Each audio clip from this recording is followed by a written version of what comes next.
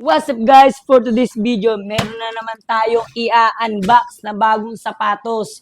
At ito nga palang sapatos to guys, bagong release lang. So ito yung sapatos na in-order natin, galing na naman kay 361. So tara, buksan na natin. Oops, bago natin buksan, napapansin nyo naman yung skin natin guys. Sobrang itim natin ngayon kasi nagpunta tayo ng Quezon Province. So ngayon, nakita nila yung mga video natin, tinatanong nila kung magkano ba yung mga sapatos na in-order natin.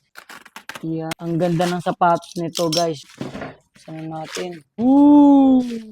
Medyo may damage lang yung box natin. So, ito ang 361 brand. So, alam niyo naman, lagi tayong umu-order ng mga sapatos pag naka-promo at naka-sale or pag latest yung sapatos na release ng brand. So, tara, buksan na natin to.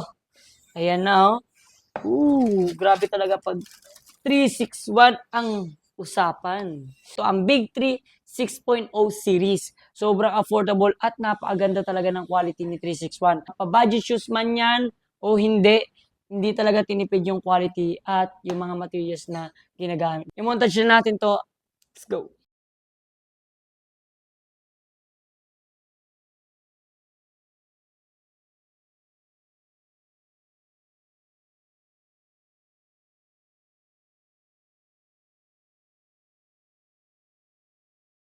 Alright, ngayon nakita niyo na kung gaano kaganda tong sapatos na bagong release ni 361. So, pakita ko sa inyo tong upper mesh yan. So, may mga butas-butas yan.